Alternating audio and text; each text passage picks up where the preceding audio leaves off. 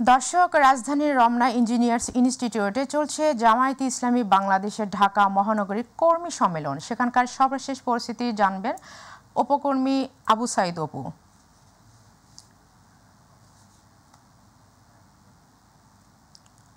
অপু, জামায়াতে ইসলামীর কর্মী সম্মেলন বিষয়ক সর্বশেষ কি তথ্য আছে আপনার কাছে, আমাদের জানান।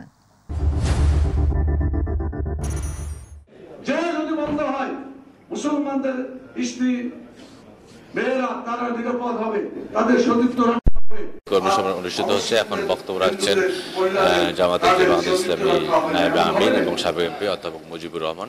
তিনি আসলে কথা বলছেন এবং তিনি একটা কথা বলেছেন যে মানব রচিত কোনো গণতন্ত্র যেটি আসলে দেশের জন্য শুভকর নয়, সেই জায়গা থেকে আসলে এই বিষয়টা সংস্কার করতে হলে বর্তমান যে অন্তর্বর্তী সরকার আছে তাদেরকে তারা 41 দফা একটা সুপারিশ করেছেন এবং এই সুপারিশের প্রেক্ষিতে কিন্তু তিনি বলেছেন যে আওয়ামী লীগই কিন্তু একটি নিষিদ্ধ দল এবং তারা তাদেরকে নিষিদ্ধ করতে চেয়েছিল, কিন্তু তারাই নিষিদ্ধ হয়ে গেছে, এরকম মন্তব্য করেছেন জামাতের এই নায়েবে আমির।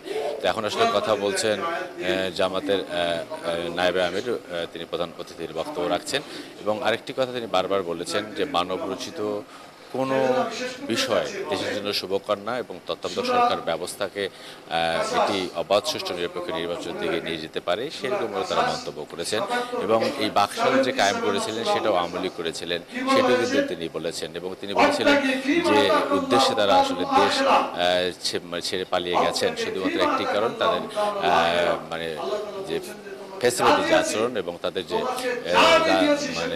যে আসলে ন্যূনতম যে একটা মানবিকতা থাকা উচিত, রাষ্ট্রের প্রতি দায়বদ্ধ থাকা উচিত, সেটি কিন্তু নেই, সেই বিষয়েও কিন্তু তিনি মন্তব্য করেছেন। এখন আসলে নায়েবে আমির কথা বলছেন, আমরা একটু যদি সরাসরি যুক্ত হতে চাই তার সাথে, এখানে কি বলছেন নায়েবে আমির। সেটা হচ্ছে যে আপনারা দুনিয়ার বাড়ি বানান, কোনো আপত্তি নাই, কিন্তু এই বাড়ি কিন্তু বেশি দিন ভোগ করা যাবে না। কথা ঠিক কিনা? সরকার তো 32 বছর পর্যন্ত চাকরি দিবে একটা আইন করেছে, তাহলে 32 বছর পরে আপনি চাকরি পাবেন ধরে নেন, আর আপনার জীবন কতদিন চলবে?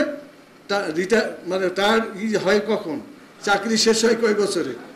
হ্যাঁ, আচ্ছা ধরে নেন যে আপনি 65-70 পর্যন্ত পালেন, চুক্তি ফুক্তি যা আছে সরকার দিল আপনাকে 70 পর্যন্ত।